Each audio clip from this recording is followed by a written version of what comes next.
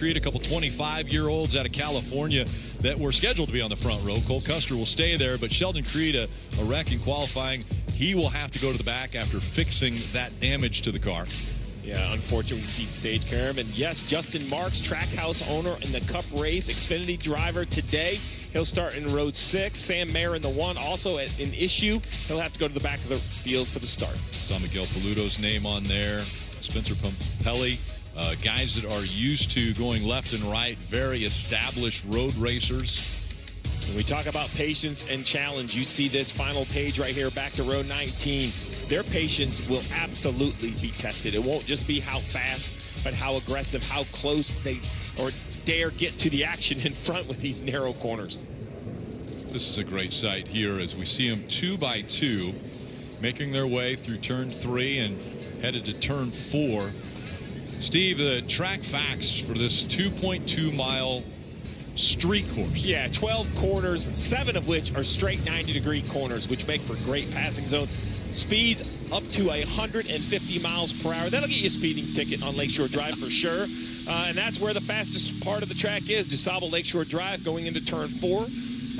All the way down to 35 miles an hour in some of these very tight sections. That technical sections, turn 7 to 10 that Jeff mentioned in his on-camera. And remind everybody, these cars weigh 3,400 pounds. So, you know, they're not nimble Indy cars. These are big, beefy stock cars. It's going to be fun. And one new little twist, the restart zone.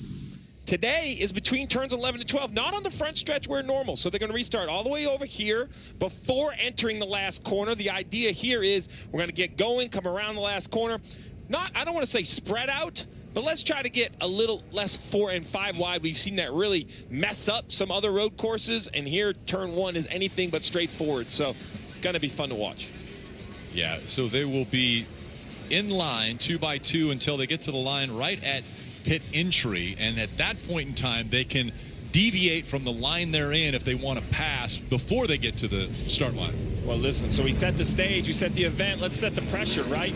We have things we don't know. We have a road course we've never seen, a street course we've never ever seen in NASCAR, potential weather, so many things. Remember, if it rains, they're going to keep racing. They have rain tires, so there are so many unknowns. Cole Custer in the 00. John Hunter Nemechek in the 20. They make up row 1. Look at the crowd on their feet, the different grandstands around the course. The inside as they come through 12 will be Cole Custer. Outside of him, John Hunter Nemechek in the 20. They're on their feet. We're about to get underway with the first ever street course race in NASCAR. Green flag is in the air. Cole Custer jumps out to a big lead as he goes down the front stretch into turn 1. Here they come, first time into turn number 1. That's the 90-degree left-hander, Cole Custer with the lead. John Hunter Nemechek to second. You've got Austin Hill in third. Everybody minding their manners, minding their P's and Q's. They exit the right-hander 2 and head to Dale Jr. in 3, 4, and 5. Down this long back straightaway, about 140 miles an hour before they're going to break for turn 4. They practiced this morning. They understand the speed, but can they do it in a pack? Single file so far. Nobody really looking at trying to make passes here. Couple cars now back in the pack going side by side, but right now everybody getting through a very tight part of the racetrack in one piece. Clean and green so far, but now a hard braking zone coming into 6. And again, Custer away with the lead. Everybody single file, everybody hard on the brakes, and everybody minding their manners as they race to 7th and Michigan Avenue. Great job by these drivers. A completely new restart. It spread the field out, and now they're just learning. Now they're saying, hey, this is a long race. We know how many incidents have happened in practice. Let's be smart. Let's learn what my car does well and what it does poorly. And then I will take the attack and the fight to the guy in front of it for the first lap. Let's make sure I got this car underneath me. Over the bridge and into turn 12 for the final time. He led the field to the green flag and also looks as though he's going to lead lap number 1. Cole Custer out in front, chased by John Hunter Nemechek. An early pit stop for the 44. Sage Karam has made his way onto pit road and looks like the right front damage already. Yeah, heavy right front damage. You see the sparks from the suspension pieces dragging on pit road. all the way down, looking to his right for his pit stall. Sage Karam and the 44. Let's take a look what happened exactly. Oh, right front lockup. Looks like it's already down at that point. That is heading into turn 12. 11, I think that was 11. So they're going to go to work on the right side, see if they can change that right front tire and get him back out on course. Here's Custer once again. And Custer on his way to Bagman. Here he comes, out 5 now down the straightaway. He's going to go late on the brakes. And now, not to lock the brakes up, he's going to skim the inside of turn number 6. That's what everyone's doing. That's where the speed is. That's where everybody wants to be. Over the bridge, down the hill, another 90-degree right-hander. That's turn 7. Right along with the 6 car, Brendan Poole right here. Great shot. Look how tight these corners are. Look at what, this is the bottom of the race car, but watch this right here. Watch this elevation change. Downhill, staring at a wall, a right-hander into turn 7. Now watch this sweeping corner. Watch this. Right against this wall on the right. Now uphill, climbing the hill. Gets to right to the center. Now he's going way downhill. Now he's going to swing to the right. Back in the gas. Heavy braking zone right in front of me. Then back in the throttle as quickly as you can to climb this hill, to climb back over the bridge. Brendan Poole on a lap. And again, running right along the front bumper as you've got the pit stalls on the right side, grandstands on the left, and the skyline of Chicago in the backdrop. See how Brendan Poole navigates turn 1. Here he comes. He's going to cut that corner. Not as close, though, as some of the others, but he will swing it wide. That's turn 1. And now he'll go wide, driver's left, cut it back, driver's right, skim that wall, swing it wide out of turn number 2. So far through turns 3 and 4 and 5, no big issues. I'm really surprised that these drivers aren't finding this more difficult. I think they're still, with the limited time they had practicing today, finding the limits of this racetrack. Here we go back to the lead with Cole Custer. There's John Hunter Nemechek, Austin Hill, Connor Mozak, the top 4. This is the area of the racetrack we were talking about earlier. This is Congress Plaza Loop that they're going around. See those cars moving around? That's turning and elevation change all at the same time. John Hunter Nemechek there in the purple, number 20. Austin Hill behind him in the 21. Justin Allgaier, an Illinois native, in the 7. Chasing after that 19 of Connor Mozak. Great overhead shot of these leaders coming off the end of the front straightaway. That 90-degree left-hander into 1. And while the leaders may be tiptoeing away for first and second, what a good battle now with Connor Mozak running in 4th, Allgaier in 5th. You got Hemrick in 6th. That's a good pocket of traffic exiting turn 2. You look at the cars taking slightly different lines into the braking zone. There's so many bumps in this braking zone in turn 4, and you'll see drivers changing their line slightly, trying to get advantages. Here's exiting turn 5. All the competition there swinging really wide out to the wall. So far, so good. Right now, Gotta run at you. Looking at Connor Mozak there to the inside. Justin Allgaier's ready to dance. He's ready to go, but he's got to get by him. Can't do it. Here he comes over the bridge, down the hill into 7. Allgaier just waiting for a lane to open up. As you're watching these drivers learn, remember, 50 minutes of practice. That's it. That's all the time they've ever had on this racetrack. So Connor Mozak trying to drive away from Allgaier. Allgaier trying to find a way to outbrake Mozak. Where is the passing zone? Where is his weakness? Where will the racetrack allow me to make a pass without damaging my race car? All that is being learned right now. And they continue to learn on the fly as Mozak was looking back on Allgaier. And a lot of smoke out of Justin Marks and the 10. That looks like a mechanical issue. It doesn't look like tire smoke. It's out both front tires. The yellow is now out. Oh, and he gets spun around in the middle. I believe that's turn 11 right under your feet, Jeff. Yeah, I think there must be oil on the racetrack right behind him. I cannot see it. Caution is out. Kim, what do you know? He came on the radio and said the motor just blew up. So very devastating for a driver that we had pegged to do very well in this course. Again, he came on the radio to confirm to his team. It just feels like the motor blew up. Yeah, I can't see oil now, just right on the inside lane. So let's go back and watch it. You see right here, Steve said it well. Clearly not front tire like up. That's just a blown engine, oil getting on the exhaust headers, coming out with smoke, and there he is spinning out in his oil. Fortunately, that's in a very slow part of the racetrack, and no one else got caught up in it. He was running 10th. Had a really good practice. He was going to be a threat today. Sage Karam almost comes in here and takes him out, but just really disappointing for Justin. He had a very fast race car today. Rick, we talk about the challenges of the street course for the driver. Let's not forget about the equipment. Hard on the engines, all the upshifts, the downshifts, and in the end, it looks like a mechanical issue is going to end the day for Justin Marks. Take another look. What happened here?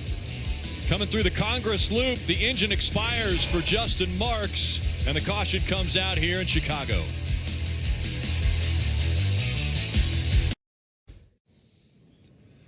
The third largest populated city in America, and it has produced some amazing groups, singers, musicians, including Chance the Rapper, as well as Chicago. Think about Chicago and the song Saturday in the Park. I think it's around the 4th of July. Well, we are celebrating Saturday in Grant Park on this 4th of July weekend, and it all continues tomorrow on NBC. Countdown to Green starts at 5 o'clock. Then Cup Series Racing at 5:30. We'll be simulcasting on Peacock as well. Peacock Pit Box located right there next to Buckingham Fountain. And DJ and Brad, all right, what have you seen and what have you been impressed with up to this point? Yeah, I think, Brad, the thing that this reminds me of is the first time the Cup cars went to Indianapolis Motor Speedway in 1994. I was there. That race started, and it was like everybody wanted to get through the first few laps and the first part of that race with no incidents right there, and everybody just kind of taking it easy. This is going to ramp up quite a bit. Unfortunate for Justin Marks, who we thought might be a part of the finish here today. But what have you seen? Yeah, I agree. I think everyone's done a great job of just making sure they can get some laps in. But I think Cole Custer took advantage of the field. Yeah. Everybody was asleep on that restart or the start. He took off and gapped everyone. But you're right. It's going to ramp up as guys get more and more comfortable, because that's the only way you can pass is to be aggressive in these braking zones. So it's coming. Yeah, we're going to get a lot more aggressive as we talked about Justin Mark and the problem that he had. You don't see engine problems with these cars very, very many times, but especially with someone as accomplished as Justin Mark. But it did happen. He's out. We'll be back for the action to ramp up here as we get ready for the restart shortly. NBC Sports coverage of NASCAR on USA is brought to you by Toyota. Let's go places. And by Progressive. Save when you bundle motorcycle, RV, and boat insurance. Visit progressive.com. Aerial coverage brought to you by Pods. Moving this summer? Save up to 30% at pods.com today. 12 turns, 2.2 miles of street course here in Chicago, and there are places to watch all over, up against fences. We've seen them on top of rooftops. They're watching from everywhere. Marty? Rick, we talk about how this is an event, so even when they're under green and also when they're under caution, this is the first race I've ever been to in my entire life where a DJ is in the middle of pit road hanging out. He's spinning the tunes for everybody, not only in the president's paddock right there, but everybody on the front stretch here. They can hear the music even under green. So, Steve, any requests from the DJ here on pit road? I can maybe help you out here if you want. No requests. I've learned when you make requests, then you're open for free judgment, and I don't want anybody to judge my taste in music. But we were just up on top of that, the suites right there. Great view, great atmosphere. A lot of questions. I think that's what's really struck me, is that the curiosity of the fans. So many first-timers to a NASCAR event. We ran into one gentleman. He had all kinds of questions. Big Formula One guy, been to Formula One. What exactly is this class, that class? How does qualifying work? Had a lot of great questions about the event and the races this weekend. So, I mean, look at them. They're everywhere. Yeah. If there's an available seat, someone is filling it. A perch that they can enjoy the racing from, like the guys on the perches around the track for us. And want to check in once again with Bagley Jr. and Jeff. And Bagman, so just a few laps already in the books, but what have you seen from your vantage point? I've seen a lot of patience, and I've seen a lot of throttling back while they're trying to go as fast as possible. A lot of give and take over here in turn 1, turn 2. Not a lot of contact. Courtesy so far, but we know how that goes. Courtesy at the beginning gives way to chaos at the end. To Junior. Yeah, I'm seeing the same thing down here, Bagley, in turn 4. Everybody's being pretty smart about this first stage. I think the intensity will ramp up in stage 3, especially.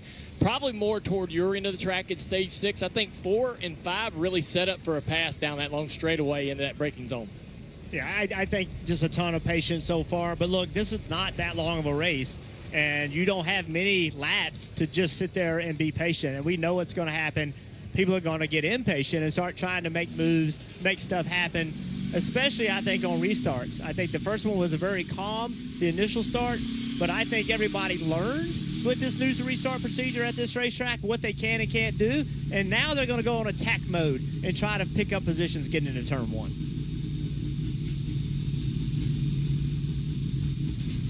So many things around the track that the fans have been able to enjoy. For example, Navy Pier, that's just a little bit north and east of Grant Park where we are. Willis Tower, very famous, one of the tallest buildings in America. Then you've got Cloudgate, which a lot of people know as the Bean. Grant Park where we are, with Buckingham Fountain, DeSable Lakeshore Drive, famous in itself. And a little further to the south is the Field Museum, Shedd Aquarium, Adler Planetarium, and of course the home of the Bears, Soldier Field. So many things right here that the fans are able to enjoy, take in. Soldier Field's looking good, Steve. Man, grass is green. That turf, the grass will be torn up about halfway through the season. You know, one thing I love about Chicago, among many things, is their, commitment to their sports. And I think that's why this race coming and NASCAR coming so cool. Chicago's one of those towns, ones like Boston, New York, right? You're not a casual sport. If you love the Bears, then you definitely, don't like the Packers. I mean, that's how it works. Right. These divisions and these different battles. And we kind of get that flair, right, with 2311 and Jordan Onen, part of 2311. I will say the NASCAR shoe game has been as strong as it could be. It seems like everybody I know has got a fresh pair of Jordans. When you come to Chicago, you got to have a little bit of flair. So let's help with the wardrobe. Well, the fans are waiting for the track to be cleaned and cleared, and we'll be back for Green Flag Racing here in just a moment. NASCAR fans, NASCAR Fan Rewards is free to join. All you have to do is sign up. You can earn points all season by watching races, which you're doing now, entering trivia, playing fantasy, buy race tickets, and more. Save your points, trade them in for free tickets, autographed merchandise. Visit NASCAR.com/fan rewards. Marty.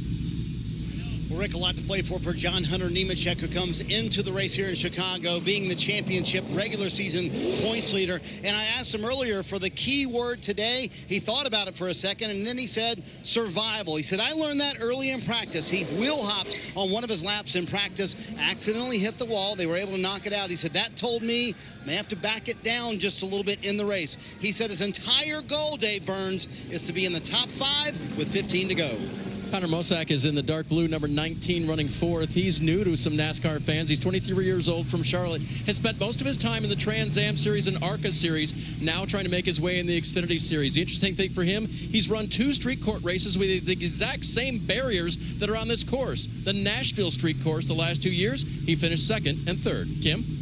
Well, Brett Moffitt had a great qualifying effort, qualified in the 7th position, currently holds that position. I asked him what the goal is for today, and he said making the most of this opportunity. He said there are so many eyes on this race. It is history in the making, and we have to keep this track position. To do that, you heard Marty talk about survival. This team echoed that. They said they have to keep their fenders intact and hope they're in position for a strong finish. And for this team, a good day is a top 10 finish with a clean race car. And getting ready for the restart, we will show you the choose, which is in turn 9. But again, the cleanup had taken a little bit longer because of the fluid and liquid being put down on the racetrack from Justin Marks when the engine expired. So you see there the speedy drive that they put down and then had to sweep back up so that it wouldn't be too slick when they're going through that very tight turn, which is turn 11. coming from the Xfinity 10G turn. Yeah, Rick, I'm really interested to see when they get to the choose cone right here, what lane do they pick? Remember, this restart zone, you guys explained it, is before the last corner. So do you pick the outside lane so you can get momentum and leave turn 12 going to turn 1, or do you pick the inside lane? And that's a question that everybody is watching. All the Cup drivers are watching this. Everybody's trying to learn that we've never had this restart procedure before. The reason we're doing it is because on some of the road courses, turn 1 has been a complete mess with tons of cars going in there. You can see Custer, he went to the right side, so he is going to be on the inside lane leaving turn 12 going to turn 1. Everyone choosing which lane they're going to restart in as we ride along with Connor Mozak and the Toyota onboard off of Michigan Avenue and up Jackson Drive as we get ready for the restart. Again, the restart zone just over the bridge. And Cole Custer, John Hunter Nemechek, 1 and 2 as they come through 12 and back onto the front stretch. Again, that double zero. Cole Custer looking strong, but here comes Nemechek on his outside. That purple number 20 and John Hunter Nemechek is trying to get back to Custer. He's going to go wide in 1. Now he's going to cut to the inside, and he's going to be chopped off. Cole Custer's blocking all advances now into 2. But John Hunter Nemechek is ready to dance as he heads down to Lakeshore Drive. Battle back there with Connor Mozak to the inside. Looks like that's going to get settled with Algar taking the position in 4th. Down in the braking zone here of turn 4. Everybody buries it down into that corner. Really fast corner, but very narrow.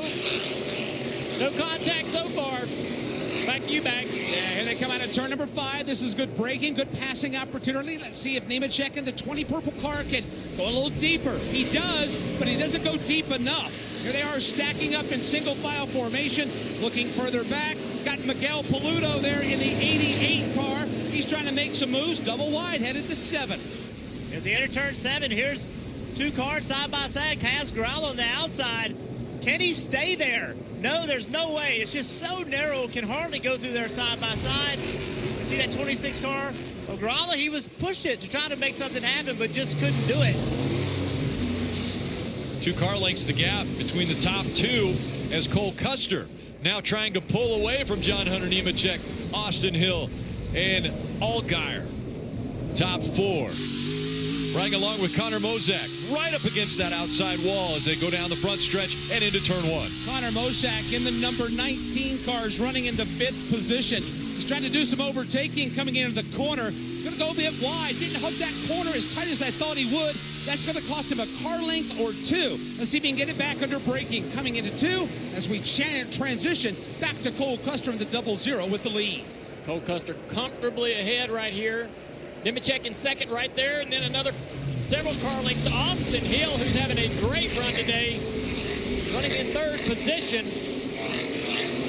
Almost hitting that wall through the middle of 3 or 4 and 5 onto this long straightaway. Mozak under a little bit of pressure. Yeah, this straightaway is about 4/10 of a mile, and it's all about getting the car woed down, like Custer does, like Nemechek in the purple car. Battle for 3rd, Austin Hill in the 21. Justin Allgaier, the home state favorite, trying to make some noise. Can't do it quite yet as they head to 7. Allgaier is on the offensive, though. You can see he's got a fast race car. His car looks very solid. Hill's car in front, that 21 car, you see it moving around a lot. The 7 car looks stable. He's able to push really hard and be aggressive. Look at Cole Custer. Look at him pop the right front tire off the ground, exiting that loop. 11 laps complete, 55 laps is the race. 44 laps to go. We expect the fuel window to be about 30 laps, so you can't make it to the finish quite yet. As we get closer to that 25 lap mark, I think we'll start to see some activity on pit road. Watching Connor Mozak in the 19, getting up to about 115 miles an hour. This is turn 1, going down to 50 miles an hour. He'll now squirt ahead just a tad, go almost to triple digits. This is turn 2, the right-hander. And now, this is where he'll really go up through the gearbox and get all he can as he heads to turns 3, 4, and 5. Probably around 140 miles an hour max speed. right into this braking zone. Bumpy braking zone. To nothing right there. 5 lanes down to 2.5 lanes. Then it opens wide again. Off of turn 5 and down the long straightaway. 2,000 feet. They haven't tested the boundaries of the braking zones yet. Everybody's been pretty courteous. Let's see what Connor does. Up to 135. Now he'll woe it down to about 55, 50, 49 miles an hour. Quickly back to the gas down the hill to 7. Connor Mozak doing a really good job. Former Junior Motorsports late model driver. Several Trans Am wins. Just doing a really nice job here. He's accustomed to street course racing, as we talked about before. He ran the street course at Nashville. Trans Am Series does a really good job of preparing young drivers to bring the battle to some of the best in NASCAR and road course racing. Connor Mozak, the 24-year-old, making just his 10th start in the Xfinity Series. And it happens here at the streets of Chicago. Connor Mozak was chasing after Allgaier. See if he could follow that line. Allgaier very strong as he crosses the finish line. Watching Justin Allgaier in the 7, Connor Mozak in the 19. This is the battle for the 4th position. Right now, about 3 seconds behind the race leader. Here they come now. Allgaier off of 1 through the short chute to 2. See what Mozak can do with him on this long straightaway that leads to turn 3. These cars are in the shade right here all the way around the racetrack. The temperatures drop probably 15 degrees when the clouds come in versus when the sun's been out today. It adds a ton of grip to this racetrack. Marty. Junior Justin Allgaier trying to hang on to the 4th position there, but he said something very interesting. Said the car is starting to lack a little bit of forward drive. That's part of his issue, but he also said, I'm still trying to figure out where there's lap time at this track. Jeff, that's an important point. There's still 43 laps to go, and they've only had a few laps of practice. I think these drivers will be learning until the final lap of this race. I'm not aware of any racetrack we've ever been to where we got such little time. And it's a very unique, very difficult racetrack. So there are big chunks of time that drivers can find. But the problem is they don't know where it is until they push and try to find that speed. And, of course, when you try to find it, you make a mistake, then you hit the wall. So that's risk versus reward. Still a long way to go in this race. Long way to go. Stage 1 will end in 2 laps. But, again, a caution doesn't come out on the road course or street courses. Cole Custer out front.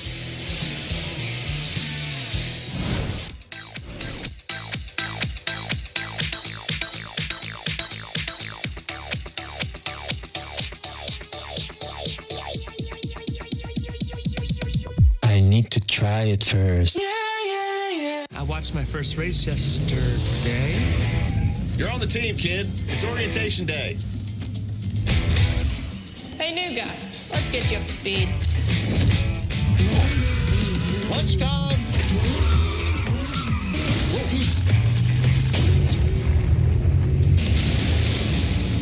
Your workspace is ready. Looks like you got a corner office. Be part of something greater.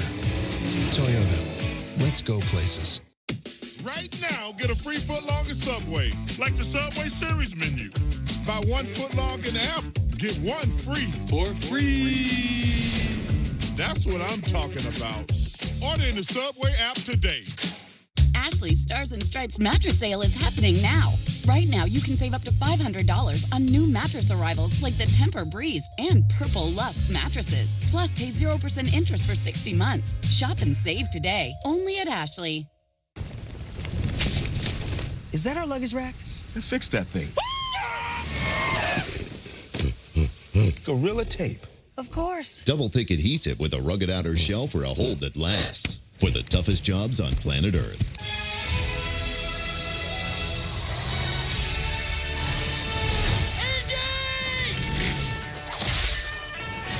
Get a free ticket to see Indiana Jones and the Dial of Destiny when you spend $35 at Applebee's. Come on, rise and win.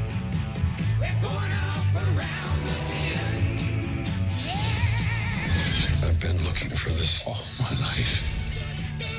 Applebee's. Now that's eating good in the neighborhood. There's a thin line in the NASCAR Xfinity Series between winning and losing, between being the future and being past, between headlines and tailspins, between making history and being it, between the sweet taste of victory and the fumes of defeat. In the NASCAR Xfinity Series, there's a thin line between being a name they know and being a name they'll never forget.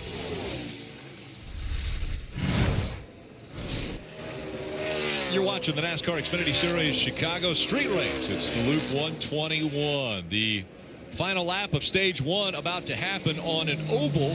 There would be a green and white checkered flag and then a yellow flag where they would stop, and the top 10 would earn stage points. As a matter of fact, the stage winner would get a playoff point, which they could take to the playoffs with them. Keep filling that bucket up. Here, because of strategy, Steve, they don't stop anymore. The caution doesn't come out. They continue to race. Yeah, the crew chiefs really manipulated, knowing exactly when the yellows would come out, and it took away all the strategy, all the opportunity to do something different.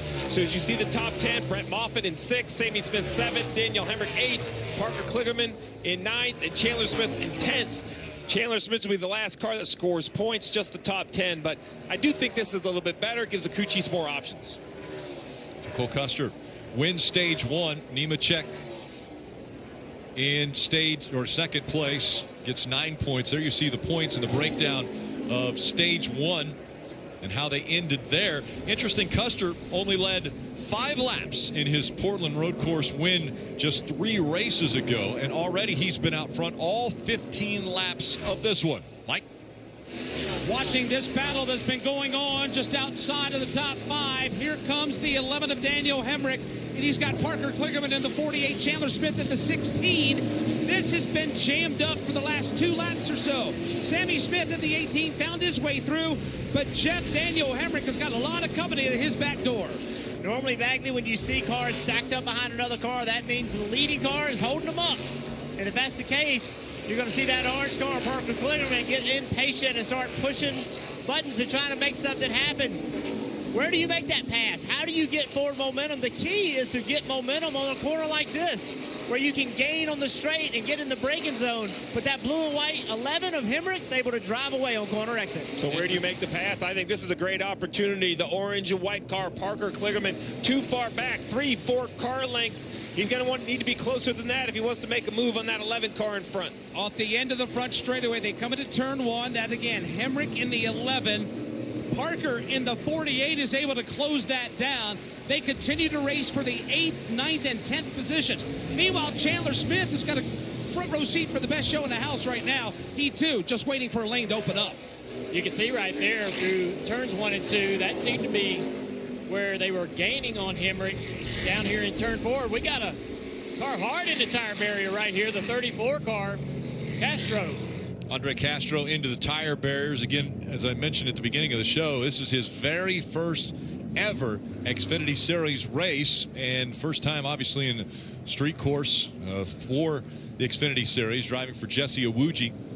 And you see the tire tracks, that is straight into the tire barrier at the end of turn 1. End of the front stretch into turn 1. Yeah, is that tire marks on that pit wall? Looking back down pit wall there. It does. Contact. It does. Like the car may have gotten out of control there in the braking zone. He's just kind of coming to the screen right here, just going straight, tires locked up. I don't know if he had a mechanical issue. Not sure if.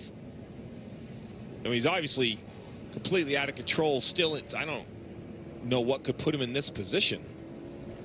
Oof. Oh my goodness, and looking at that speed, I would say something definitely happened at the lift point or under braking. What great work by that tire barrier to absorb that impact. 4 or 5 rows of tires in front of, there's a great view, right? So to your right, that's turn 6 of Columbus. To your left, that's turn 1 on Columbus. That's where they kind of mix. Right in front of Mike Bagley. Bagley, did you hear that impact into the tires, or did the tires kind of even soften the blow noise-wise? Never heard a thing. He came into turn number 1. I didn't even know that he had hit it. The colors blending in with the tire pack, but the tire pack did its job. That's why they're there. Those tires are there so the driver just doesn't plow straight into concrete. That softens and cushions that blow that he just took. And as we saw, he's able to climb out of that race car. And he's been able to go to the care center and get checked out. The New York City, New York native, Andre Castro, a University of Chicago alum, brings the caution out after slamming into the tire barriers in turn 1. there are great sports cities in this country, and Chicago definitely near the top of the list, if not at the top. Marathon, the Cubs, White Sox, the Bears, Bulls, as well as WNBA, Chicago Sky, Chicago Fire, Chicago Red Stars, Blackhawks. They've got it all here. And now NASCAR on the streets.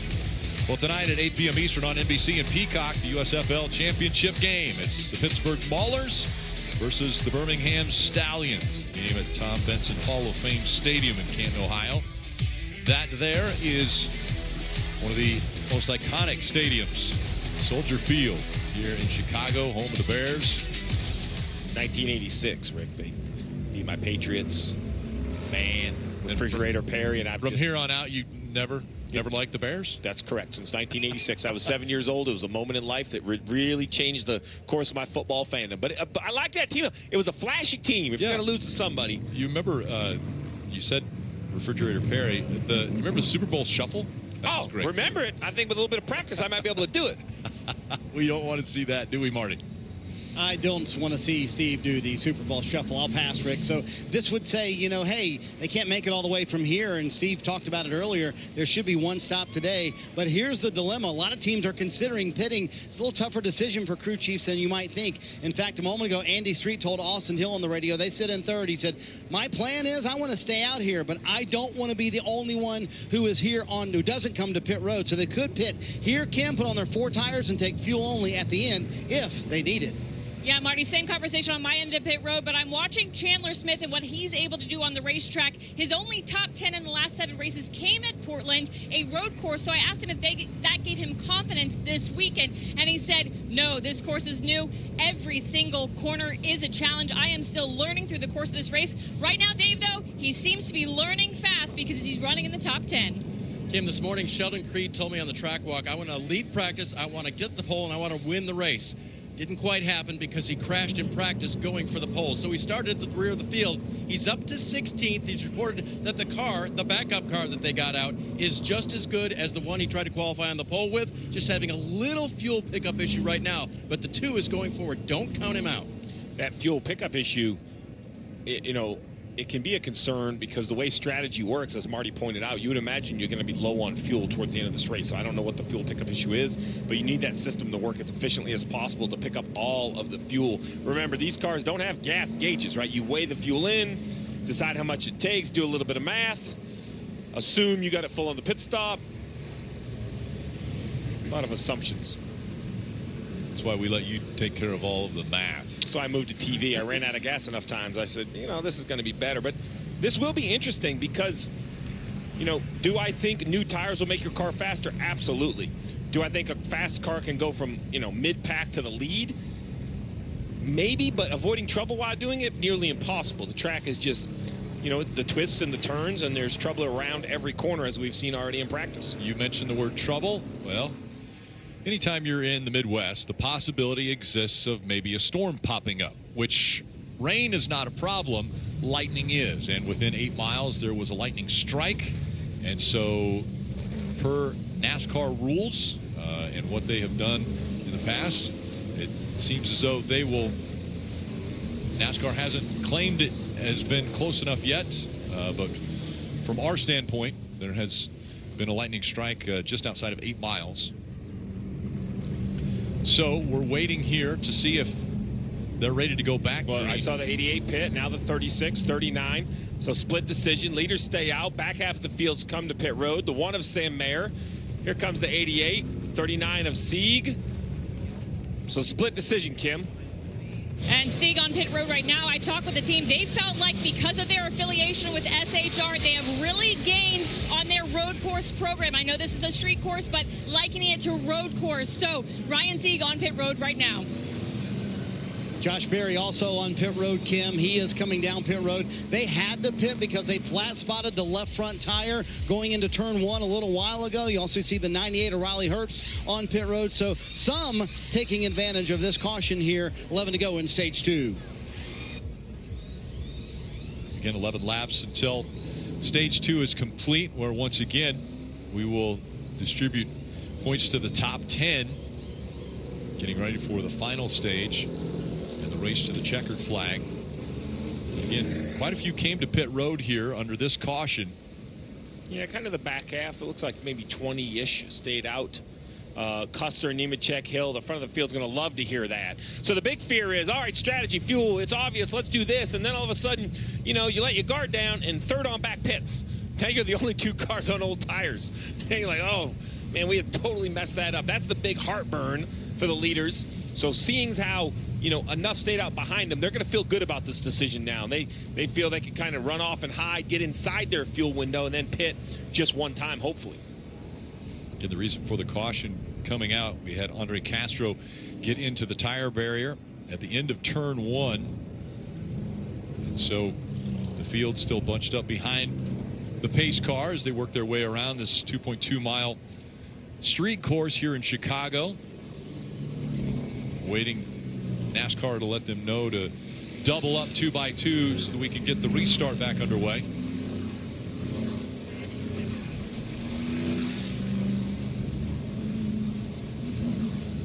Something so unique as racing on the streets, Chicago and any major city in America, it just has not been done before by NASCAR. And this is the first ever race at the Xfinity Series level on a street course. You know, Rick, there was a lot of trepidation coming of what this course would look like and how it would flow. But I think Denny Hamlin said it the best after Cup qualifying. He'll be on the pole sitter tomorrow for the big Cup race. And Denny said, listen, I'll admit it. I was a naysayer. I wasn't sure it was going to work. He goes, but I think this is actually going to put on a great race. I think we're going to be able to pass. It's been proven by some of the cars today moving through the field. You see the playoff standings and multiple wins for Austin Hill and John Hunter Nemechek, Custer Allgaier, Chandler Smith, Burton, and Sammy Smith, all with wins already this season. On board with Connor Mozak. Still under caution from here at Chicago and the street course. We'll be back hopefully for the restart right after this. Choose taking place and the field getting ready for the restart here. We're again in stage 2. Lap 6 of 15 in this stage. Closing in on the halfway point of the race. Again, 55 laps total. Through turn 12 or 11 up to 12 and coming back into the restart zone.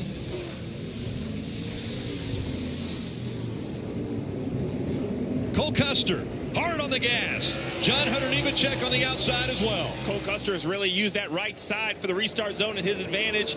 And once again, but here's our first real contest we've seen for the second position. Allgaier on the right. Gets run a little wide. Nemechek clear for second.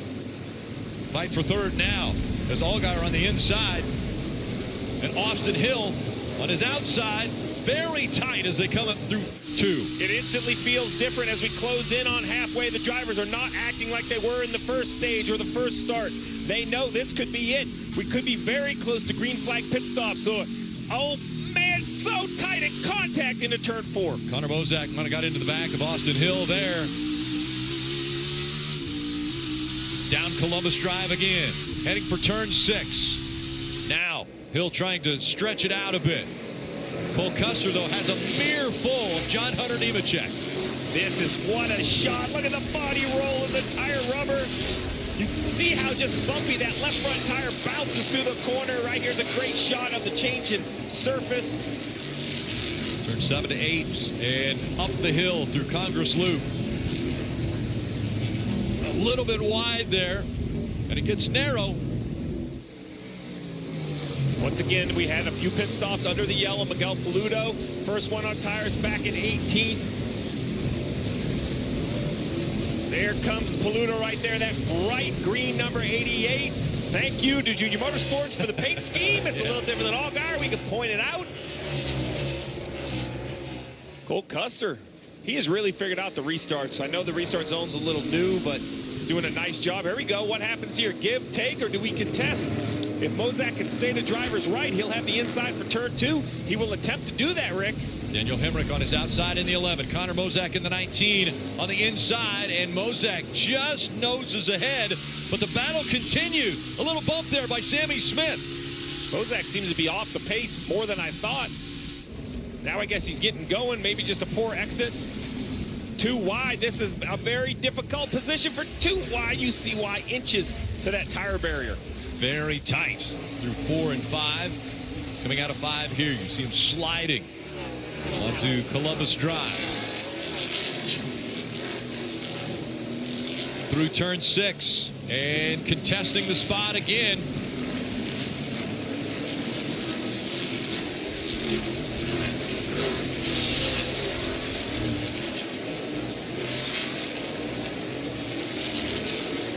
What a shot. That makes you, oh, here we go. Now a little pushing, a little shoving. What do our friends over at IMSA and IndyCar say? What are they? Argy Bargy? Argy Bargy. I love it. Sheldon Creed, maybe a little Argy Bargy on Connor Mozak. Like street courses, we're going to have to use some street terminology. And the 2 of Sheldon Creed, he has been aggressive all day long when others have been a little timid, all the way back to practice and qualifying, right? He's continued to push. Remember, Sheldon Creed had the second fastest qualifying, but the work they had to do to that car to get him back out here for the race, put it toward the back. Sammy Smith able to clear the 11. But that was well done by Daniel Hemrick. You see how he timed that to actually leave right on the bumper of the 18 to try to avoid bleeding time to the car behind him. And now we see Creed clear of the 19, a little bit of gap in front. Sheldon's going to try to use that gap as much as possible, run him down. Saw the 50 of Preston Partis just behind them. He's also an established road racer. There's the 50. Single file, but Steve, not for long. These guys seem to be setting each other up, learning every lap where they could be a little bit more aggressive. Yeah, that is exactly right. These passes are set up. It isn't a single corner. You may see a pass. So now we see 2 wide, Paluda with a crossover, that double 88. So, you know, it's not a single corner pass. You take a corner, 2, 3, 4 to time your run to try to get to the rear bumper on the correct straightaway or the correct set of corners. Like this right here. This is not a passing zone. This is basically a speed zone. You have to get through here with enough pace that you have a chance when you get to turn 11 and come back towards the front stretch. This right here, we're looking at Congress Plaza Loop. Now we're looking at him heading into turn 11, a right-hander up and over the bridge. Because of the weather in the area, and I mentioned that lightning strike earlier, some of our higher cameras are not able to be used right now. And so that is why you're seeing a little bit closer to ground level vantage points. Yeah, so I have to, oh, caution. We have a caution on the racetrack. And NASCAR is telling us that that caution is for lightning. And so that will be a 30-minute delay. And in a very tumultuous spot in the race with 31 laps to go. So this will bring everybody into their fuel window. It'll also give everybody to catch their breath, figure out what they need different. Practice this morning was very broken up, started on wet, switched to dried tires, that is. There's Connor Mozak as we look back to him. 6 laps to go in stage 2, and the caution comes out for weather here in Chicago. Very close racing.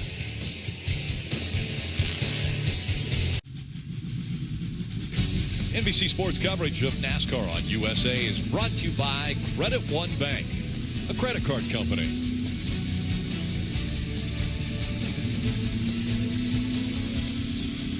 So anytime you go to a new track, obviously you've got to learn it. You have to know every inch, every turn, every straightaway.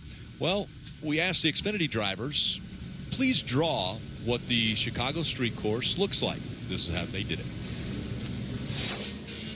What's up, guys? NBC asked me to draw the Chicago street course.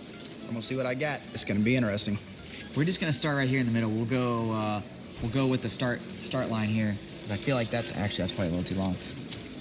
And then you kind of go up and around. I don't know what building this is, but there's something here. Then they came close together somehow. Left, right. That's a little too far. I feel like that's pretty close. Wait a second. That's not bad. It's gonna need some work. I feel like other than my little area right here, I feel like I did pretty good. Mine kind of looks like a long-nosed dog or something. This track looks way better than the track I designed. So I'm glad they went with their design. Chicago. What was Parker thinking? I mean, what state is he in? Has he ever even seen Chicago? What kind of prep did he do? Now, I'm going to have to give Allgaier credit, other than the little, like, I don't know, I'm going to call it like, if that is the long-nosed dog, then that's like the mouth maybe over there, but it was pretty impressive. Yeah, Allgaier was right on it. But, of course, being from Illinois, he's very familiar with the streets of Chicago. So he knew what it was going to be. NASCAR bringing the cars onto pit road. Again, a lightning strike in the area. No precipitation. If it was just rain, they can rain. They have the wet weather tires, and they can continue on. But with lightning, they have to bring them onto pit road. And so that is what they are doing now, bringing the entire field. It'll go to a red flag condition. No one can touch the cars. They can't make any adjustments, make any kind of tuning up of the cars while we're under a red flag condition. So that's what we're about to see here in just a moment. Steve, let's take a look at this race recap as we have completed 25 of the 55 laps. Well, Cole Custer was the pole sitter and led the field to green. You see relatively organized, and then right away an issue for Justin Marks, one of the contenders we thought was going to be around at the end of this race. He had an engine issue and then eventually kind of spun out in his own oil. The owner of Trackhouse Racing, winner last week, will run tomorrow in the Cup race. Didn't go his way as a driver. Cole Custer winning stage one and getting a playoff point, but then big hit for Andre Castro in turn one. Yeah, it's really scary impact, end of a very high speed straightaway. Bad angle, tire pack did an amazing job, and then we got back to racing, and you could tell everybody knew it was starting to get past halfway. It's time to go. Two wide racing right up until the lightning strike. And so that is the situation that we are in now. The cars have been pulled onto pit road, and the red flag now has been displayed. So the drivers will climb out. They can cover the cars, just can't do any kind of adjustments or work on the cars under a red flag condition. And now if you're Cole Custer or Nemechek or Allgaier, this could be frustrating because things were kind of going your way. It was a smooth day. You were probably closing in. I mean, look at Cole Custer. He's led 25 laps. He was probably right around the corner from one of his final, his first and final pit stop, one pit stop for the race. If you're further back into the field, say Parker Kligerman, having an okay day in ninth, but now is a chance to kind of catch your breath and say, reassess. How can I overcome Custer and Nemechek and Allgaier? We've kind of seen the hand that they have, the pace that they have in their cars, so you can kind of adjust. I don't know if there's a tremendous amount of game planning, like option A, B, or C, but it's a lot easier to sit face-to-face and have those discussions than trying to do it over the radio and explain it to your driver. And with 5 laps to go in the second stage, I think the leaders will run to the end of that stage to get those points as well, then probably try to come to pit road. So a slight delay in the completion of stage 2.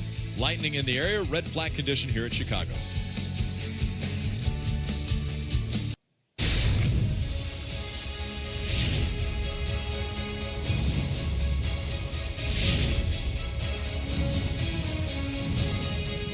So much history of racing in Chicago and the area. You see Fred Lorenzen from Elmhurst, Illinois.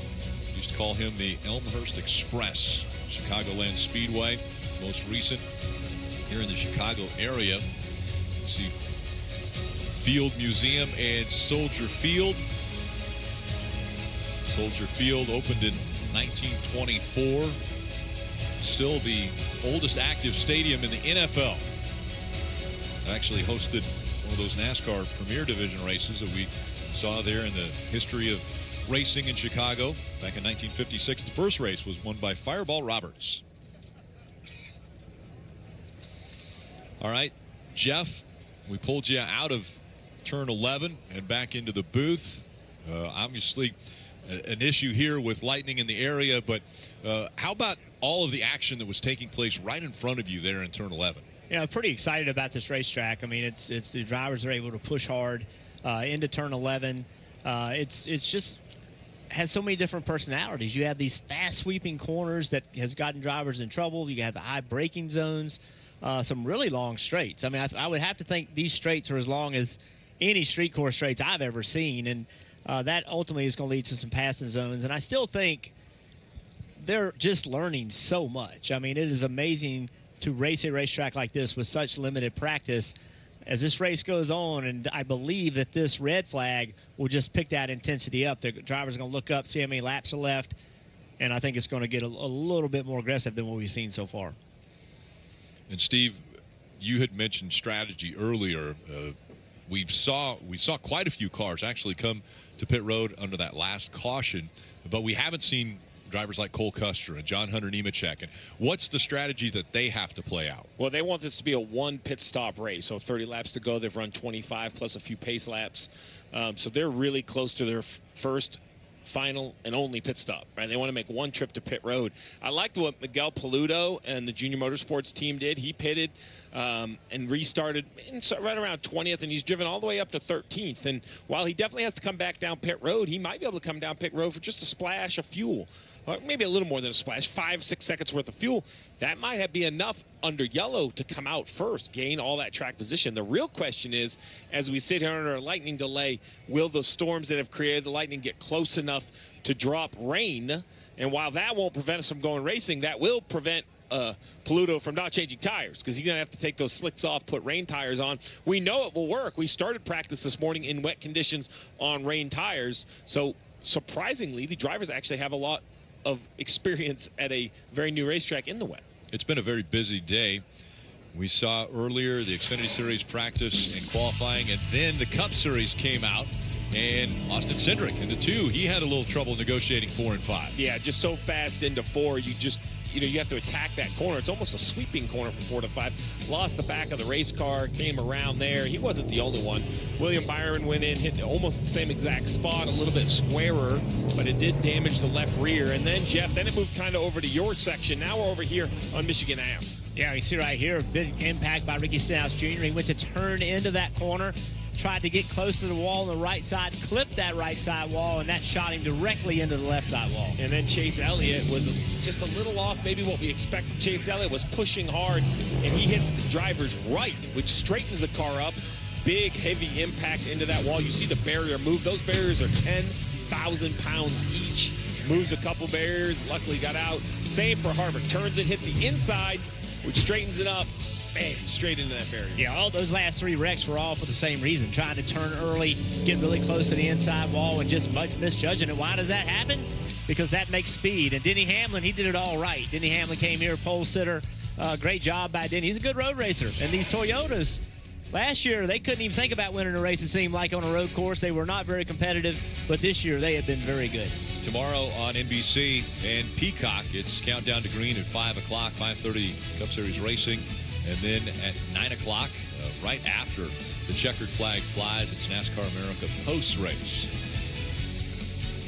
It's on Peacock. And take a look at the playoff standings for the Cup Series. William Byron and Kyle Busch, 2 drivers with 3 wins already in the season. Well, it's storylines galore. The drivers in yellow, they have a win. They feel good. Why they're not, I don't think we're going to have over 16 winners. So I'm going to call those 11 locked in. The question is, Bubba Wallace, Daniel Suarez, Alex Bowman barely out, Ty Gibbs right on the cusp. Allmendinger always the threat at the road courses. And not even on this page is Chase Elliott. After his injury and having to sit out of the race car, can he make up enough points? So there's a lot to watch other than just who is able to go to victory lane. Yeah, there's no doubt about it. There's a lot of racing left to go in the regular season to determine who's going to make the playoffs. And you can see Kevin Harvick sitting there in 12th. He's going to have to start in the back with a repaired car. Some really good race car drivers are going to have to start in the back and try to charge their way to the front. Drivers out of their cars are going to lightning strike, put the cars onto pit road and a red flag condition. And Rick, for the fans at home that say, well, they're standing on pit road. For this race to operate safely, spotters are on elevated surfaces. There's certain parts of this that have to be orchestrated for the race to run. And thankfully, NASCAR, no different than I think, about every sport you watch, right? Open air football stadiums have lightning delays.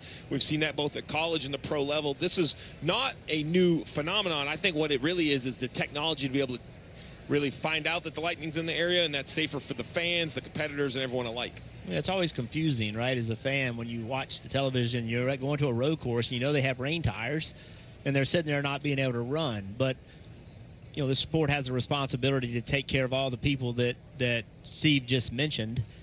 And some fans decide to, you know, do what they want, but ultimately they really have been left with no choice but just stop the race, let the lightning clear out, and then go again. As we're talking safety, the NTT IndyCar Series earlier today at Mid-Ohio. This is practice number 2. Simon Pagenaud, watch closely to the right. Simon Pagenaud barrel rolling numerous times up in the air.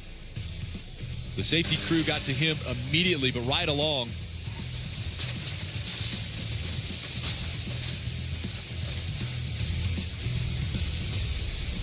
They rolled the car over, got Simon Pagenaud out. He was checked and released from the infield care center. But the way it works in IndyCar, they will reevaluate him tomorrow before they clear him to get back into the car to race. I mean, it's so thankful to see Simon wave to the crowd as he's walking across the sand there. I mean, that, Jeff, is one of those moments. I mean, the first time we saw it, it kind of reminded me like the Ross Chastain move at Martinsville. Like, it's so outrageous, you couldn't believe it was real. I felt the same way about that accident for Pagenaud. The car flipped. I couldn't count as many times. You know, I couldn't keep up with it. It was just amazing. Fortunately, it kept momentum. It never dug in real hard. You know what I mean? It kept rolling. It was rolling quickly and never hit anything hard. So that's a good thing for his health for sure, and hopefully he can be in the race tomorrow. Yeah, IndyCar Series racing tomorrow from Mid-Ohio. Coverage on USA and Peacock at 1:30 p.m. Eastern. The pole, Colton Herta, he grabbed it. Alex Palou will start in the 4th position. He leads the championship standing, won 3 of the last 4 races.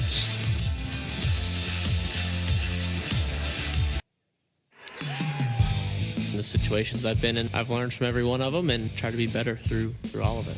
Oh, Chastain got in the back of him. So sorry to Brennan and everybody at Rick Ware. I owe a big apology and a bit more. Oh, he got Gragson high. Noah and I have a very similar attitude on the racetrack. I'm ready to fight him. Nobody confronts the guy. He just keeps doing it, and I'm sick and tired of it. How frustrated do you think Kyle's going to be with you after this one? At the end of the day, all this comes back to how fast can you drive a race car on Sunday afternoon. Check your flag. Nice job, man. Yeah, Roy! Yeah!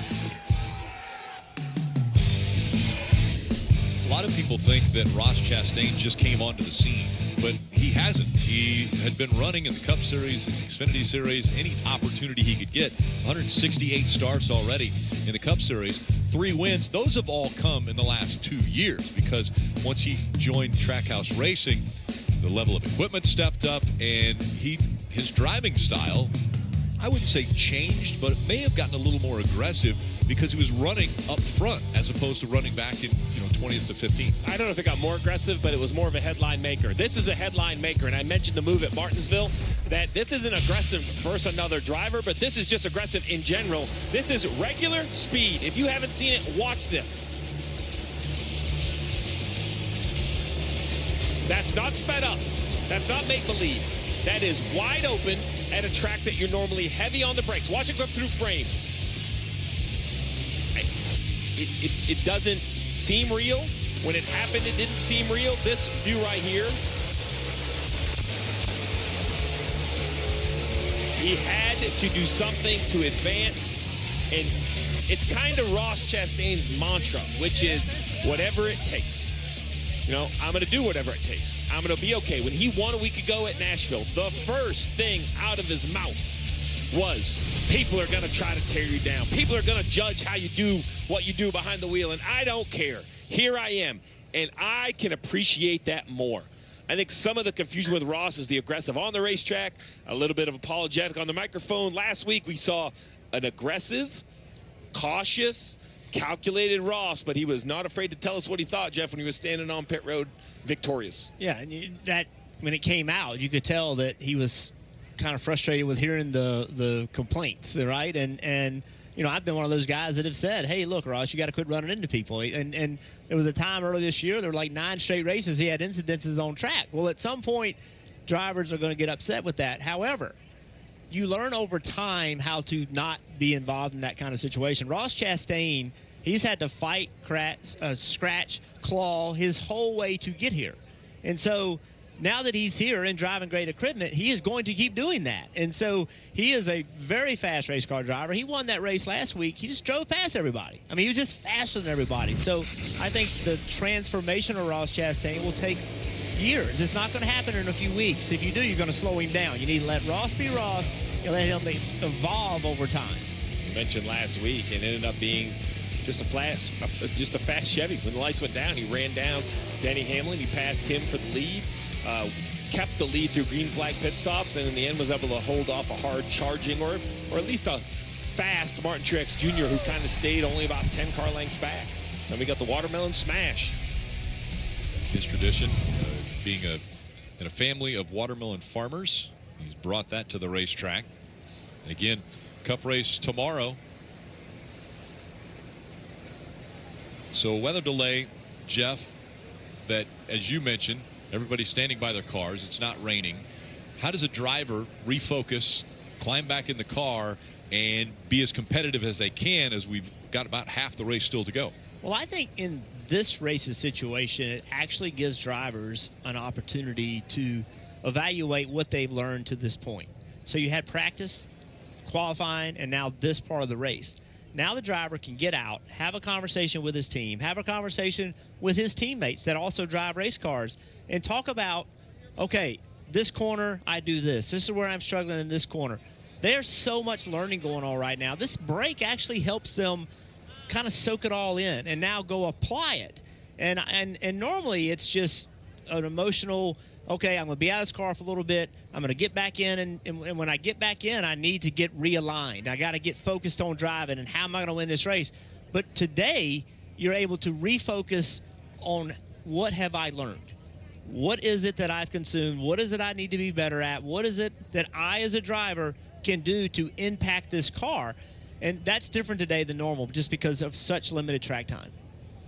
Steve, the car's sitting right in front of you. I mean, it's right there. As a crew chief, you've got to be thinking, okay, if I could just, do some type of an adjustment, but you can't. How, as a crew chief, do you keep your crew ready to go? Because it's a split-second decision normally when they come to pit road, and you have to make a decision and what kind of adjustment you make. So I think what I've learned is that they're professional pit crews. You see them here. They're kind of sitting and waiting. You don't want to continue to have them at the ready because you know it's going to be a delay. The most important thing is have a plan mentally that when you get the word we're going back racing, have communicated to your pit crew coach, to your chief mechanic, to the spotter. At that point, you kind of turn the volume back up, right? You don't want them to get them out of game mode, but I think it's unfair to expect these guys. There's no more roaring engines. There's no more, anticipation of the next pass or the next position. So you allow them. It's been a long day. We started very early in the morning with practice and qualifying. So you kind of allow them to, quote, relax physically, just make sure mentally they're right there ready to flip the switch back on. Yeah, you mentioned long day. The track was open at 7 o'clock this morning because, again, Chicago didn't give them all of the streets until about 5 this morning, so 7 o'clock a track walk.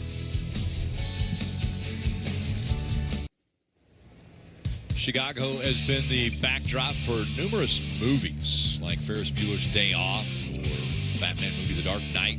The Blues Brothers, very famous, about Joliet. About last night, The Fugitive, Home Alone, that Christmas special, Hoop Dreams, My Best Friend's Wedding, The Untouchables. So many different iconic movies around the Chicago area as we look for tomorrow's schedule. Countdown to Green starts at 5 o'clock on NBC and simulcast on Peacock. And at 5:30, the green flag will fly for Cup Series racing. At 9 o'clock or just after the checkered flag flies will be NASCAR America Post Race on Peacock. You'll see that all year long. All right, guys, you have a favorite movie of the Chicago movies that we've seen? The Fugitive. Yeah, Fugitive. Harrison Ford, yeah. Yes, Richard Kimball. I like that one. Yeah. Without a doubt, I think it maybe kind of pushed me along in my childhood. It's Ferris Bueller's Day Off. I mean, the ingenuity to answer the doorbell. I mean, come on, Rick. That might have, looking back on it, maybe that's how I had a few missteps with NASCAR inspection. It really all started from that movie back in 1986. Bueller. Bueller. It's a great movie. The mannequin in the bed, too, was classic also. I kind of think Home Alone. The slapping of the face with the aftershave and the scream. We knew that would be yours. But a good Christmas movie there for Home Alone. Was that a Christmas movie? Is it a Christmas movie, Rick?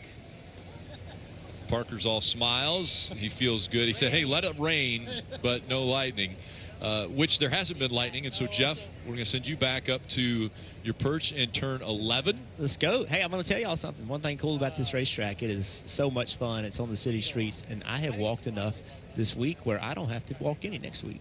Have you been counting your steps? My thing broke. I tripped it out.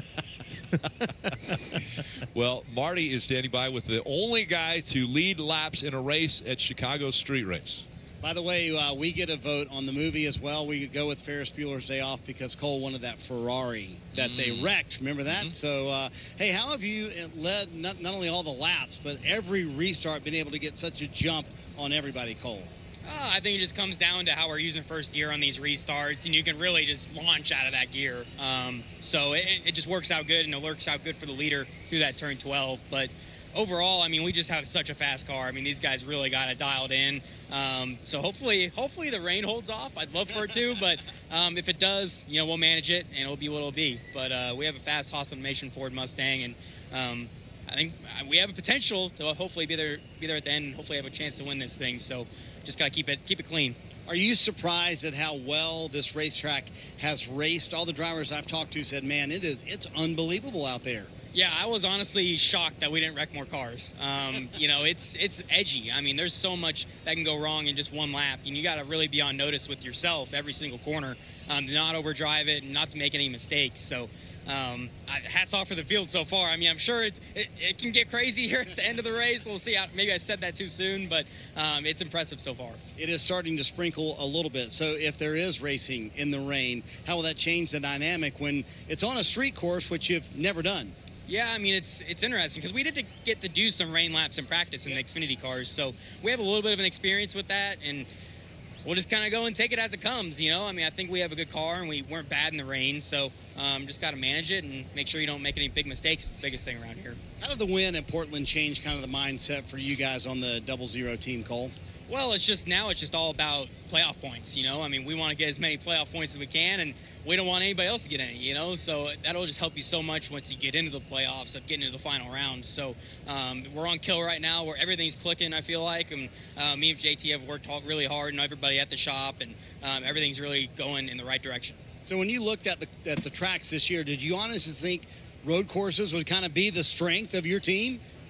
Yeah. I mean, I feel like we've always been good at road courses. I feel like I've always done a solid job at them. I hadn't won one before this year, which always frustrated me because I'd always been in the mix, but it never really sealed the deal. So to finally get that one meant a lot. But hopefully we get a second one here. I mean, we got a really fast car. They did a great job with it. So hopefully we get to finish it out. And going back to that Portland race, you had to earn it on a final few restarts. So how much confidence did that give you at that part of your game?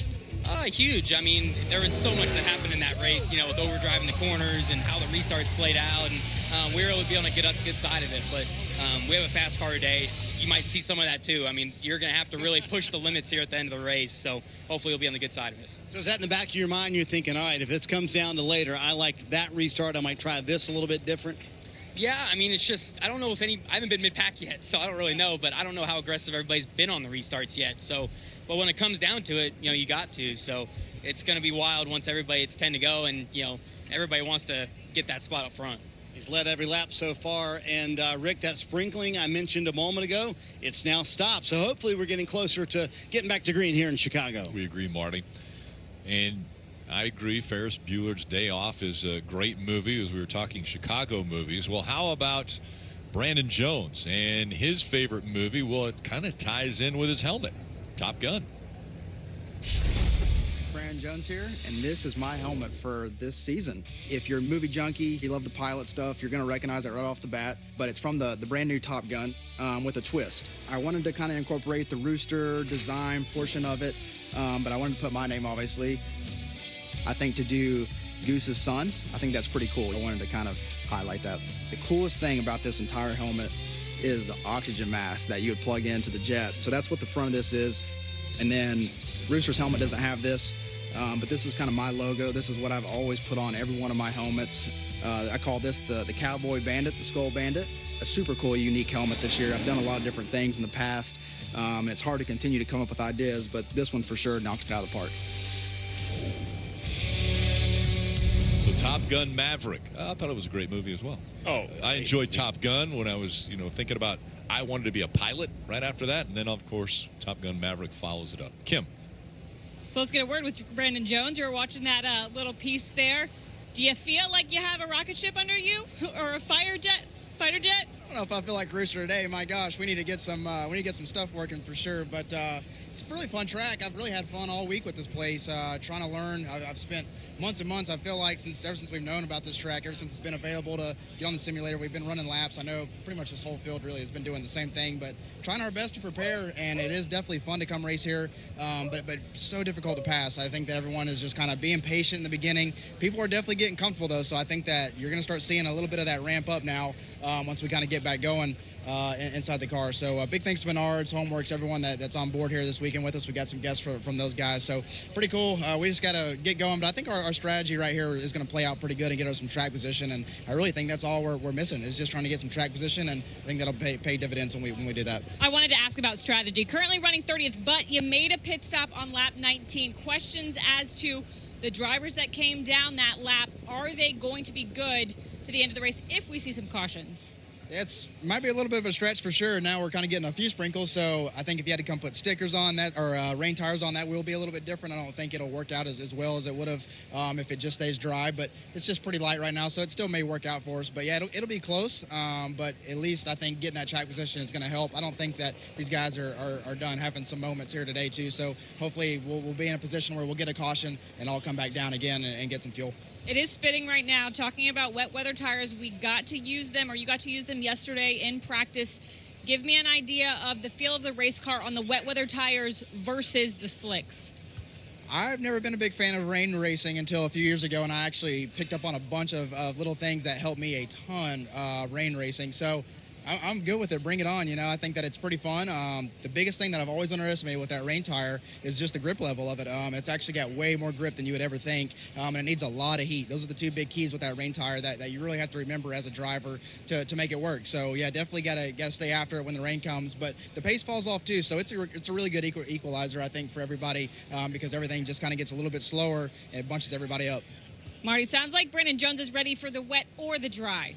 Let's chat with John Hunter Nemechek, second right now. So the word we were talking about earlier was survival, right? Are you surprised, though? It's been a very clean race. Yeah, I hope you don't jinx us now. No, I'm not. I hope. Yeah, no, it definitely has been a clean race. I feel like everyone kind of knew coming in that we had to be respectful to one another out here. And I think Letarte said yesterday that every driver knows where the problem areas are and how do you use that, right? So for us, we've had a really good day.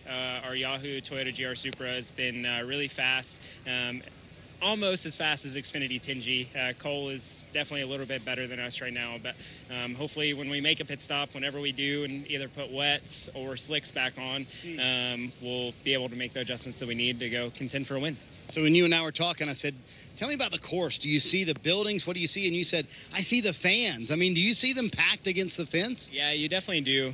Being able to ride around here under caution has been really, really cool. Looking out to the right, out to the left, I mean, there's fans packed everywhere. And it reminds me of some other road courses that we've run in the Truck Series and in the Cup Series where it's just completely packed. I mean, going from turn 5 to turn 6, if you look out the right side under caution, it's 2 or 3 rows of people packed up against the fence. And I think there was one guy even hanging out of a tree watching. So it's been really cool. This whole experience of racing downtown Chicago has been amazing. Hats off to everyone in NASCAR, Julie, the town of Chicago for all that they've done, and it's been an adventure. It's been a new thing for us trying to figure out our bearings, but I'm having a blast. So when the schedule came out, were you thinking, man, should Xfinity be first? I mean, maybe the Cup guys want to go run the race first rather than us. What's that like to be the first race on the street course? Yeah, I think it can go one of two ways. It could have went really good or really bad, right? And I feel like so far it's gone really good. Everyone's been respectful. Everyone's been trying to learn, logging laps and making mental notes for when it comes down to the final stage. As it's raining more here, it may change some more things, but I'm kind of glad we're first. We're the first ones on the Chicago street course here racing in an iconic day. So hopefully we can go out and be the first winners of the inaugural street race and first winners of the weekend. Speaking of being first, you literally were the first car on the track for practice. What was that moment like? Did you take it? Did you take it in? Did you kind of soak it in? What was that like coming down pit road, pushing the car, and being on the track for the first time? Yeah, no, it was super neat. Being able to roll out our purple mobile, our Yahoo scheme this weekend has stood out for sure, but being able to push down pit road first and then leave the pit box today first for practice as well has definitely been an amazing experience, and I can say I was the first one on the racetrack. Yeah, so as the rain picks up here, how's that going to change the game? Because we will race here in the rain. How did you feel like your car was in the rain? Well, I hope it downpours. I feel like we know what we did wrong earlier when it was just drizzling a little bit. So hopefully we can make that adjustment to be better in the rain. But we weren't very good earlier today in practice. So we just felt on top of the racetrack and didn't feel like I had any grip. So where other cars were making quite a bit of grip. So we have to go back to work. But Ben and the boys have been working hard. We talked a lot about that just with rain in the forecast and the unknown, right?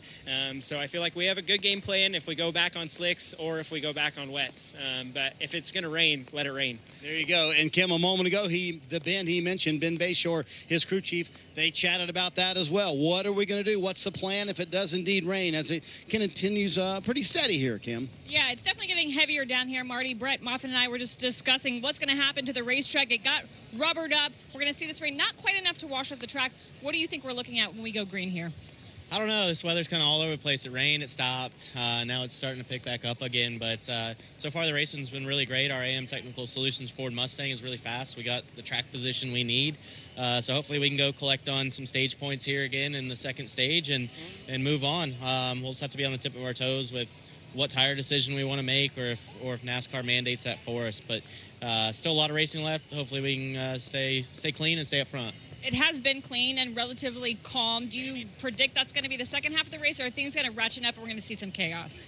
Well, the rain could be a big decider in that, but I do think even if we do go back dry, I think the drivers are getting more comfortable finding out where they can push a little bit more here and there, and that's going to create more chaos, certainly on restarts and even just trying to push to catch the guy in front of you. So comfort can be a bad thing in terms of chaos, but yeah, I would expect a little more excitement as we go. When we take the green flag, Brett Moffitt will roll off from the 4th position. So many have talked about the rain. Want to take a look at the radar. This front or little storm that is coming through looks as though it's trying to pass a little bit to the north of us, but you see another one building back there. And again, the reason we're under a red flag condition is not because of the rain, because we can race in wet conditions. We can't race if there's lightning. Yeah, lightning's the issue. The real question is with the rain, will it be mandated wet tires or team decision? We'll just have to see. Well, let's check in with Dale Jarrett and Brad Doherty. All right, guys, a little bit of a break here. Yep. Let's recap. What did you guys think? What did you see in those first 25 laps? Well, DJ, I think we heard all the guys talking about the patience and the respect and those types of things, and we saw that. And I thought towards the end of that last run, it was starting to ratchet up just a little bit. But I want to talk off of what Brett Moffitt was saying. When they go back racing, you're a race car driver. Are you going to immediately go and try to take advantage of what you've learned as you go back to this second half of racing, or are you just going to sit and ride a little while and wait on the weather? Yeah, I like that Kim asked that question to kind of set that up. It was perfect, and Brett Moffitt did a good job of answering, and I think he's very truthful in that I expect to see a lot more contact here. I think that you are realizing now there are only 30 laps, and there's going to be less than that by the time we take the green flag to go in this race. And if you're going to find your way to the front, you're going to have to start pushing a little harder and moving a little bit people few more people out of the way. So we'll take a look at these first 25 laps here with the race recap that we've got. Been kind of calm. Cole Custer got a great job. It's like nobody else knew they were going to get the green flag here, but Cole sure was ready. Cole checked out on these guys, and he was setting the pace, and then Justin Marks had this engine issue, and we expected him to have a big day today. It's too bad. All down the track pretty bad, though. Man, it sure did. It took a while to clean all this up. You could see he spun in the oil that was coming out, and then as he sat there, everything that was inside this engine came out, but Cole Custer went on to lead every lap of that first stage and take those 10 points plus the playoff point. Yeah, just manage that track position, and that's what we're talking about. Is that going to change as we go forward? And we saw this young man get into the tie barrier as well. Just a lot of inexperience there. Went in driver's side first, unfortunately, but we had a restart there. Cole Custer goes out again, takes the lead. Nemechek's trying to run him down, and then comes the rain. Yeah, Cole Custer's just done a really good job. We heard him talking a while ago about restarting in first gear, the launch he's able to get with that, and as we see, this is for the weather. It's actually for lightning. At this time, it wasn't raining at all at that time. But Cole doing a really good job of maintaining that first position and realizing how important it is that he does that every single time here. So, but there's going to come a time with some alternating strategies here. He's going to find himself back. Not out front, as some others have already made a pit stop, and he's eventually going to have to make that choice, probably under green the way that it's looking right now. So then we'll see what he's like around traffic. Yeah, tell me this: what are these tires? I mean, what kind of grip do they make if there is a downpour with these rain tires? Yeah, how grippy is it? Yeah, well, it's not very. I mean, obviously if it doesn't puddle up, then and of course they'll stop the race if it does that. But you know, if it's close on it, the rain tire actually will provide a little bit more grip in some ways. You know, Steve Letard and some others were talking yesterday. They should send them out, or this morning we were talking actually, that they send those guys out, these Xfinity drivers, on the rain tire just to lay some rubber down, because it will do that quicker than the slick tire actually will. But so it's something to have there. If you get alternating strategies there, it could be an interesting race here. Be a little bit more aggressive driving in some areas. I think that they could get that. So it could be a lot of fun for us to. This is going to be fun regardless of which tires they're on, because it's getting time to win this race. Yeah. Whom else have you seen outside of Cole Custer and Nemechek that maybe has a shot to, as we get towards the end of this thing, to have a shot to win this thing? Keep your eye on Justin Allgaier in that 7. Yeah. He's ready to get a win here. Yeah. I agree. Watch out for that 7 car.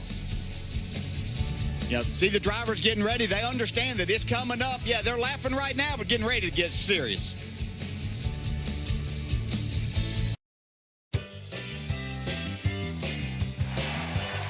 With liberty and justice for all. This was our last dance, and it was a wonderful walk. Tonight, because of what we did on this day, at this defining moment, change has come to America. Chicago!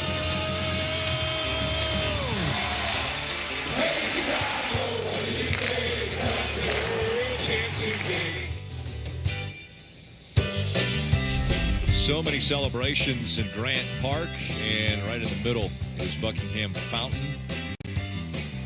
There is a 20-minute water show every hour in which there are water jets that shoot water up to 150 feet in the air.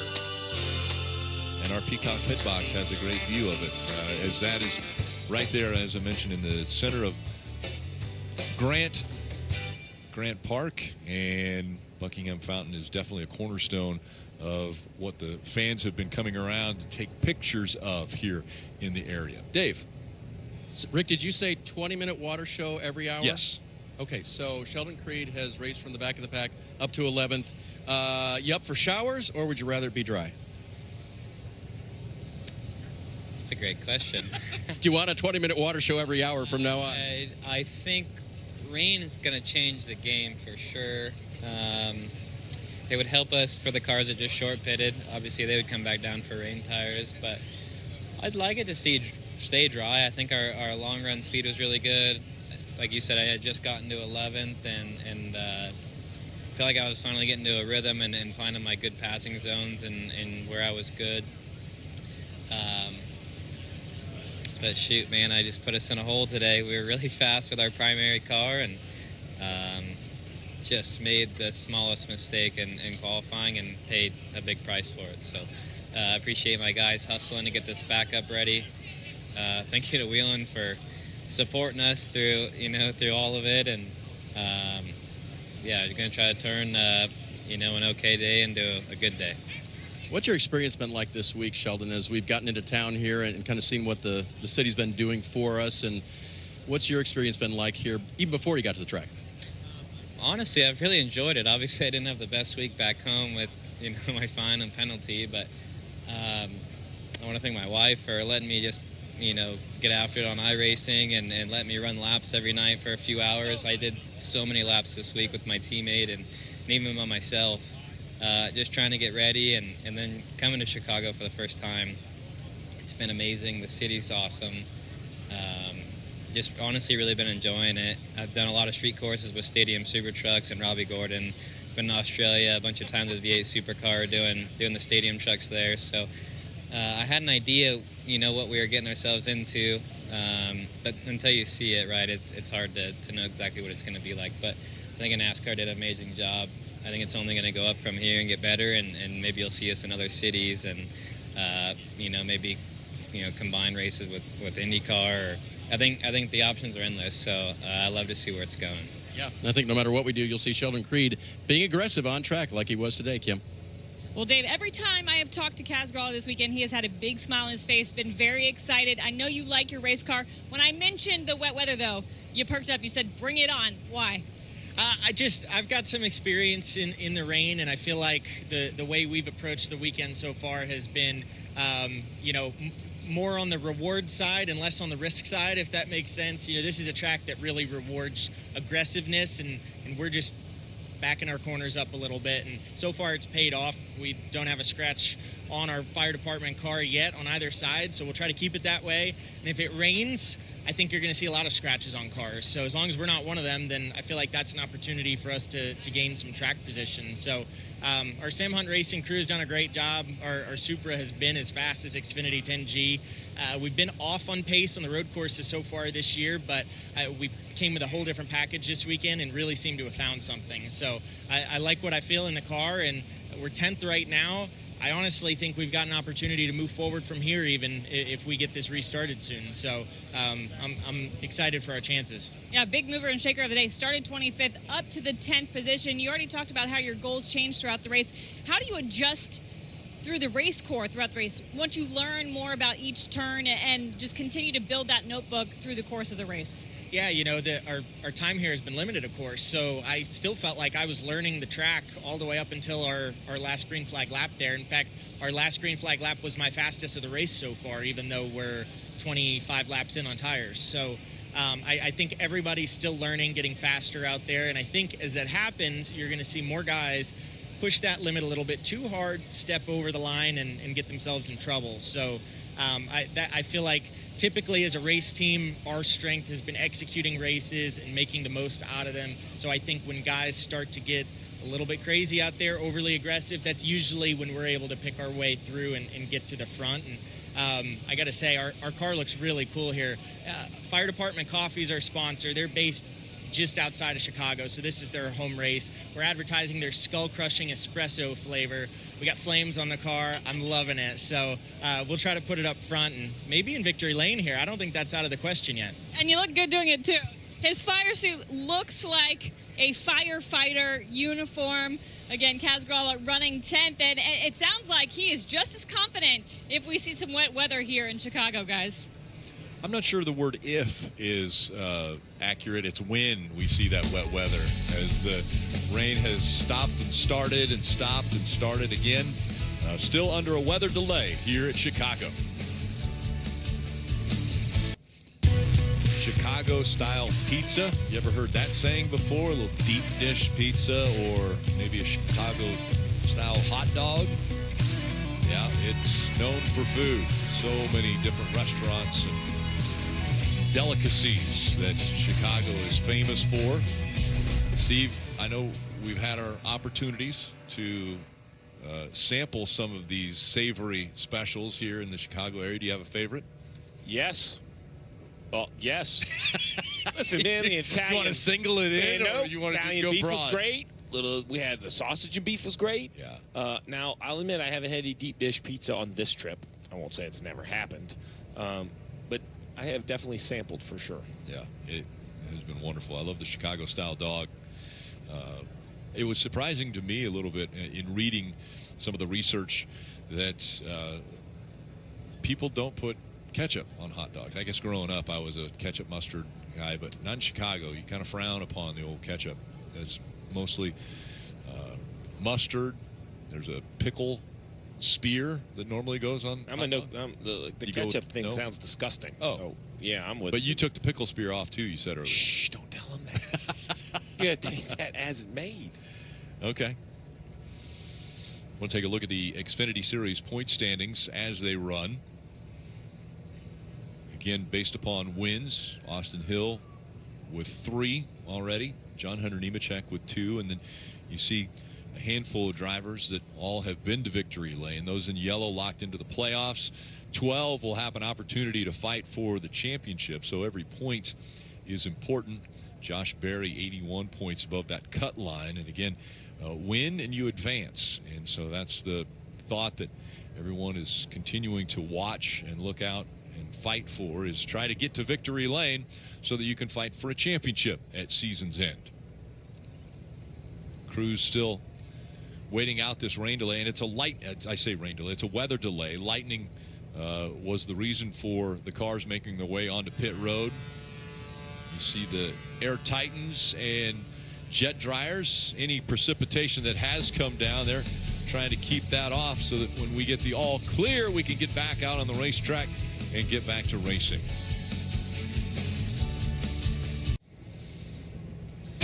With 30 laps still to go in the race under a weather delay, that's why you see the cars on pit road covered up. And while we wait for the go-ahead to uncover those cars and get the cars on the racetrack and back to racing, I want to show you how the day started just a couple hours ago. And that was the way the race started just a little over an hour ago, hour and a half ago, and then a weather delay put all of the cars onto pit road covered up, and that has given us the opportunity to bring in one of the drivers. And I don't know if we call you a broadcaster, if we call you a race car driver at this point in time, but Parker Kligerman joining us. Parker, 25 laps out there on the track. Do you feel like you've learned every lap different things that you can utilize when we go back to racing? Well, first of all, I'm just as confused as you. What am I supposed to be, a driver or a broadcaster here? I'm not really exactly sure what to do. But what do I do with my hands? No, I think it absolutely has been a learning process. And I think for every driver, every team, because every lap, this track is changing. It's gaining rubber in certain places. The bumps are becoming more pronounced in certain places because it gets rubber mounted on top of it. And so every time you go off into a braking zone, you almost have to be like 99.9%. You know, most of the places we race, you get to where you're 100% and you're just there all the time. But here you have to have that little bit in your pocket because the margin for error is so small, right? If you overstep it, you go in that braking zone one time and there's been 10 cars ahead of you and there's 20 behind the field, and suddenly you hit a bump the wrong way, that could be the wall. So it's been a really, variable process of just understanding what's happening, how's this place changing, and it's changing every single lap, and you're just having to adjust. And then you go through one time, and you look and you see a mark on the wall. Then you come back the next time, there's a total set of new marks on the wall, and you're like, okay, something happened here.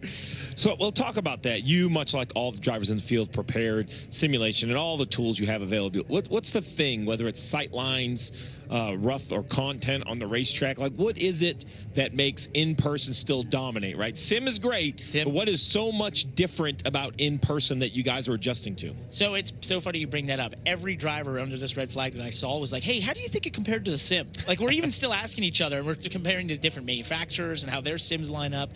And I think every driver has a different thing they take from the sim, right? For me, I try to find braking markers that I can relate to real life. I don't take a lot often from, maybe the racetrack and surfaces because there's so many surfaces here. Maybe bumps or something you try to take out of the sim if they scanned it correctly. So it's really sort of up to you to understand, okay, what can I take out of this? What can I apply? I will say for us personally, there's some things that from the sim that I was about, 10 laps in this race thinking, I wish I didn't do that. I wish I went the other way. Or like you learned a bad habit, Yeah, perhaps. I just learned a bad habit. I think, some choices maybe we've made in setup, that sort of stuff from the sim. I'm like, you know what? Maybe we got tricked by the sim. So and I think every team and every driver right now is going through that same process unless you're Cole Custer, who's been very fast. Yeah, he's been out front. We've been very lucky at NBC that we've had you as a colleague. You've had so much success on the road courses, and now the street course comes into play, but we're leaning back on probably what you've been able to do Mid-Ohio a year ago, and the successes that you had there and the big win. We get a look here in the Truck Series, and those successes, I'm guessing, give you confidence, but also give you a little bit more knowledge going into each different street course or race course that you go to. Yeah, road courses have been something that I've just felt very comfortable on from early in my career. I started on road courses and, felt like it took me way too long to win a road course in NASCAR race. I won ARCA races. My first ever stock car start was at a road course. I was on the front row and challenged for the win in that one. So it took me a while to get there for whatever reason, but I do have that confidence from that, right? And I think street course racing is something I've been so excited about because I've wanted to do this since I was 9 years old. And I've wanted NASCAR to try this. And I will tell you, look, put the racing aside. When we were earlier today, I have never seen a crowd this large for a Saturday for an Xfinity race. And we went and did some appearances. I've never been so inundated by so many fans out there, just so excited. And then we were under the first caution. I'm going around the racetrack and I'm looking, and every single opening there possibly was on the fence was 7 rows deep with people. Yeah. It was unbelievable. I think this event has been very cool. It has been a great event, festival. We appreciate you for spending a little time with us while we're under this weather delay. We're going to take you back to lap 9 of this event earlier today. Well, that's how it sounded earlier today. Unfortunately, still under a weather delay here at the street course. Jeff has rejoined us from his perch outside the racetrack back here in the booth.